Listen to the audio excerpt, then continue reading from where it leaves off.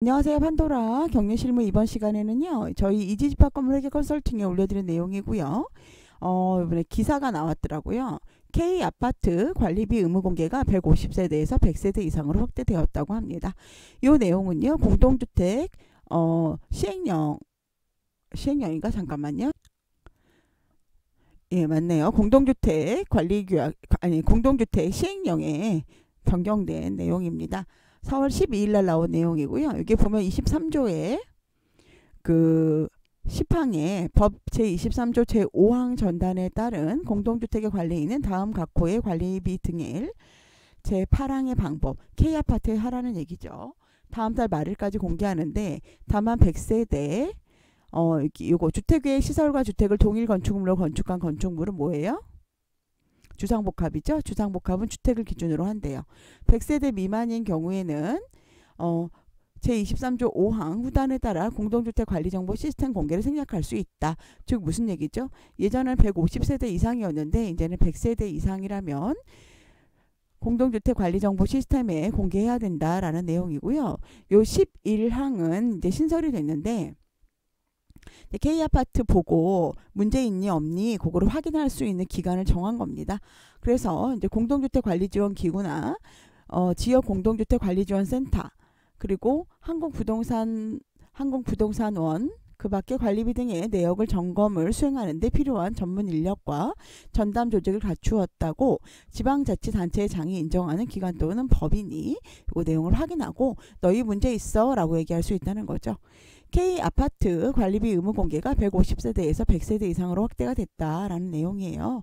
그런데 이게 실질적으로는 이 100세대 이상이 의무단지가 아니잖아요. 그러다 보니까 이제 집합건물법에도 관련이 되는 것 같긴 합니다. 그래서 하지만 요거를 한 게 이거는 제 그냥 예상인데 이렇게 법을 제정을 했다는 거는 법무부에서 오케이를 했다는 얘기잖아요. 그렇기 때문에 이게 직권법이기는 한데 업무적으로 이거 처리해야 될 거 공동주택관리법에 따라서 처리해야 될 것 같기는 합니다.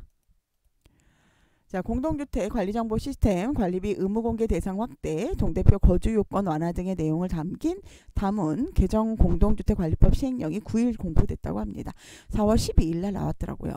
자, 9일 시행되는 내용을 보니까 공동주택 동대표의 거주요건을 완화한다고 합니다.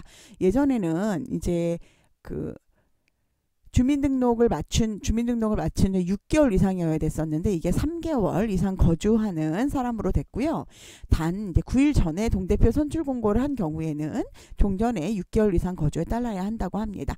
그리고 두 번째로는 공동주택과 복리시설 부대시설, 복리시설에 대한 행위 허가 신고에 관한 규제가 완화됐는데요. 예전에는 2분의 1까지만 요 내용을 주차장으로 용도 변경할 수 있었는데요. 이제는 4분의 3까지 주민운동시설과 주택단지 안의 도로 및 어린이 놀이터를 면적의 4분의 3까지 주차장으로 용도 변경할 수 있다고 합니다. 다만 이걸 할 때는 그냥 하는 게 아니라요. 행위허가 신고해야 되는 거 알고 계시죠? 행위허가 신고를 하면 예전에는 2분의 1까지만 주차장으로 용도 변경할 수 있었던 거를 4분의 3까지 주차장으로 용도 변경할 수 있다라는 내용입니다. 그리고 어린이집 설치 인가 신청이 없는 경우 예전에는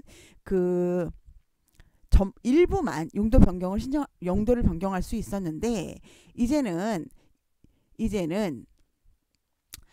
사용검사일 또는 건축법에 따른 사용승인일로부터 1년 동안 어린이집 설치 인가 신청이 없는 경우 또는 어린이집 폐지 신고일로부터 6개월이 지난 경우에는 입주자 등의 동의 한 다음에 시군구청 건축위원회 심의를 거쳐 어린이집 시설 전부를 용도 변경할 수 있다라고 변경되었습니다.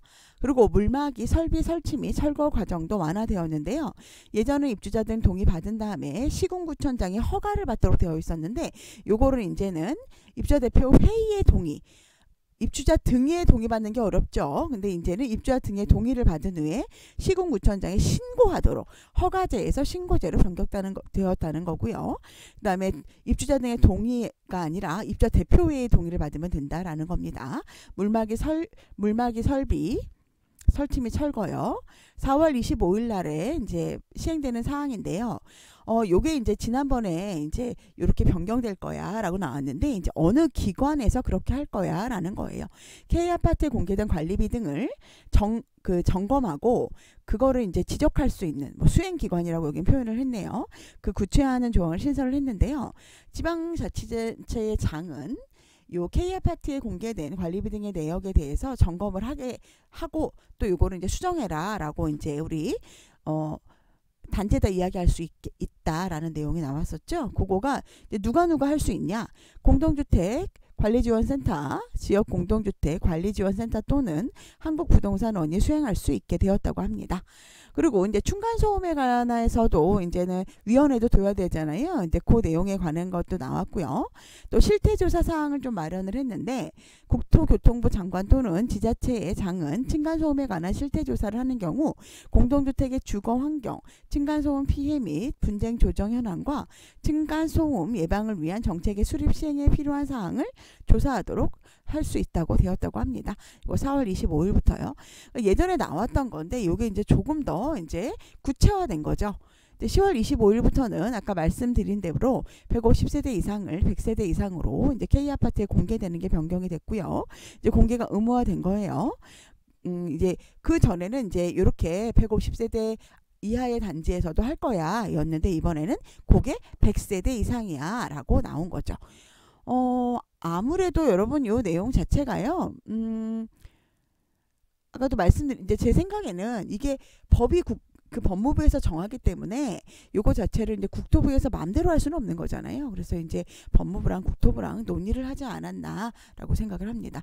어쨌든 요게 집합건물법에 해당되는 그런 내용이기 때문에 약간 저는 이제 애매함이 있기는 한데 어쨌든 기본적으로 제 생각에도 이제 다른 분들의 의견도 그렇고 제 생각에도 실질적으로 이렇게 공개를 하지 않는다거나 회계 감사를 하지 않게 되면 아무래도 조금 이제 문제가 있는 경우들이 있더라고요. 그러다 보니까 이렇게 공개를 한다거나 했을 때 좋은 점도 있다고 생각을 하고요.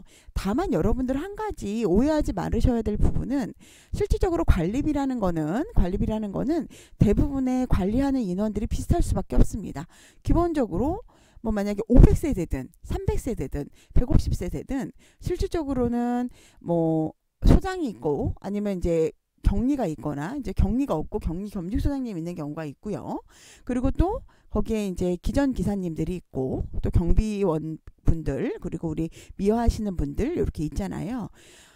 실질적으로 150세대든 300세대든 거기에 필요한 인원은 거의 비슷하다 보니까 그거를 일반 관리비 같은 경우에는 일반 관리비 나누기 전체 면적으로 하면 100원을 면적으로 나누는 거랑 100원을 만약에 면적이 100이면 1원이지만 100원을 만약에 10으로 나누면 10이잖아요. 그러다 보니까 실질적으로 작은 단지일수록 관리비가 상대적으로 제곱미터당 단가는 높을 수밖에 없습니다, 여러분.